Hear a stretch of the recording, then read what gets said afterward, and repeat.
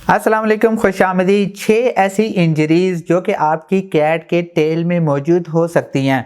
वैसे इंजरी किसी भी वजह से हो सकती है, वो बेशक अगली टांगों पर या ऊपर वाली साइड पे कहीं पर भी किसी भी जगह पे हो सकती है, लेकिन कैट की टेल्स पर ये इंजरीज़ बिल्कुल कॉमन है। किन किन वजूहात की वजह से होती हैं और आपने फ़र्स्ट एड के तौर पे उसके साथ क्या करना है, डिटेल से डिस्कस करेंगे। अस्सलाम वालेकुम, खुशामदीद, वेलकम टू एनिमेलिया.pk। मैं हूं आपका वेट डॉक्टर फुरकान। अपनी वीडियो की तरफ चलते हैं। फर्स्ट ऑफ ऑल जो फर्स्ट इंजरी है वो है बाइट वाउंड। अगर आपके घर में एक से ज़्यादा किटन्स या कैट्स मौजूद हैं या डॉग या कैट एक ही जगह पर रहते हैं, तो वह आपस में खेलने की वजह से अक्सर औक़ात बाइट होने की वजह से टेल पर इंजरी हो सकती है।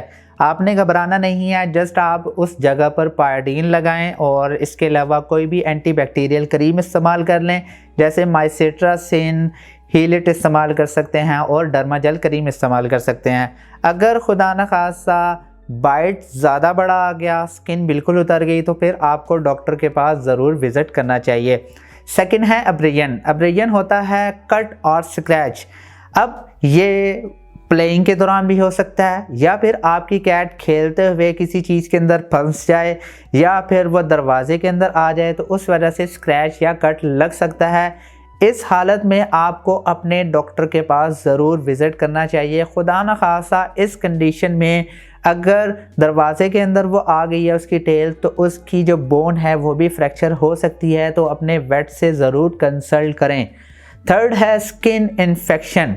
स्किन इन्फेक्शन में फ्ली एलर्जी आ जाती है, फ्ली बाइट आ जाता है, या फिर वाउंड आ जाता है। अब अक्सर औक़ात होता ये है, जब आपकी कैट को ये फ्लीज वगैरह या फ्ली बाइट होता है तो वो अपने आप को स्क्रैच करती है। स्क्रैच करने की वजह से वहाँ पर इंजरी हो सकती है। इस इंजरी में आपने देखना है कि आप अपने पेट की पूरी बॉडी को चेक करें, उसको देखें कि कोई फ्लीज वगैरह तो नहीं है, कोई माइट तो नहीं है, कोई ऐसा एक्टोपैरासाइट तो नहीं है, या फिर टिक तो नहीं है। टिक वैसे होते बहुत मुश्किल से हैं कैट्स में, क्योंकि कैट्स मोस्टली इंडोर होती हैं, लेकिन आपने फिर भी ज़रूर चेक करना है। अगर कोई फ्लीज वगैरह है तो आप कोई भी एक्टोपैरासाइट के लिए स्प्रे कर सकते हैं। पाकिस्तान में फ्रंट लाइन या फ्रंट लाइनर या डी टिक पाकिस्तान में अवेलेबल है।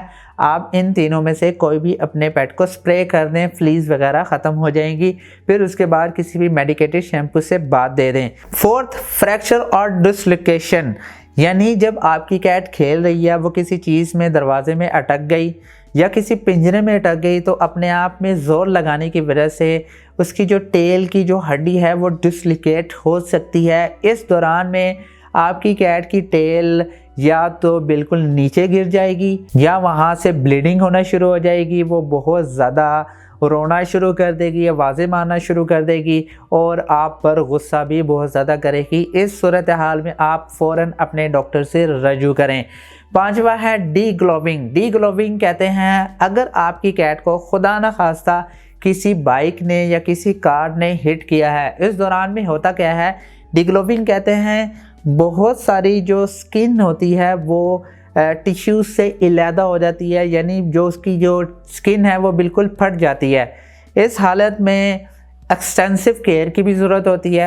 आप अपने फ़ौरन डॉक्टर के पास रुजू करें। फ़र्स्ट एड के तौर पे आपने उसको ज़्यादा मूव नहीं करने देना, ऐसी जगह पे रखना है जहाँ पर वो ज़्यादा चले फिरे ना। कोशिश करें कि टॉवल के अंदर लपेट लें, लेकिन देख लीजिएगा क्योंकि हर किस्म की इंजरी मुख्तलिफ होती है। अगर आपने टॉवल में लपेटना ही है तो बहुत एहतियात से लपेटिएगा, उसको दर्द ना हो। और फर्स्ट एड के तौर पे आप उसको कोई पेन किलर दे सकते हैं अगर उसका टेम्परेचर बिल्कुल नॉर्मल है। पेन किलर के लिए आप डॉलर सिरप दे सकते हैं फर्स्ट एड के तौर पे, लेकिन ये ज़रूरी नहीं है। अगर आपका वेट आपके बहुत करीब है तो फ़ौरन अपने डॉक्टर से रजू करें, उनके पास विज़िट करें, अपने आप से कोई मेडिकेशन ना करें।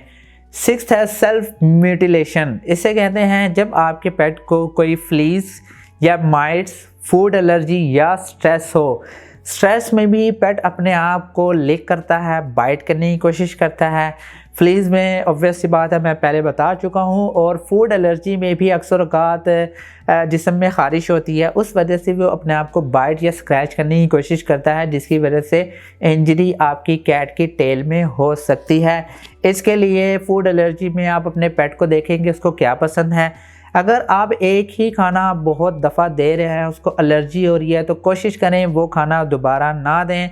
अगर खाना तब्दील करने के बाद भी अगर आपके पेट को एलर्जी नहीं हो रही, तो समझ जाएं कि आपके पेट को फूड एलर्जी ही थी। मैं उम्मीद करता हूं कि आपको सारे पॉइंट समझ आ गए होंगे। अगर आपका कोई क्वेश्चन है तो आप मुझसे कमेंट में पूछ सकते हैं। मैं उम्मीद करता हूं कि वीडियो पसंद आई होगी। अगर पसंद आई है तो प्लीज़ लाइक कीजिए, शेयर कीजिए और प्लीज़ इस चैनल को ज़रूर सब्सक्राइब कीजिएगा। इंशाल्लाह नेक्स्ट वीडियो में मिलते हैं। खुदा हाफिज़।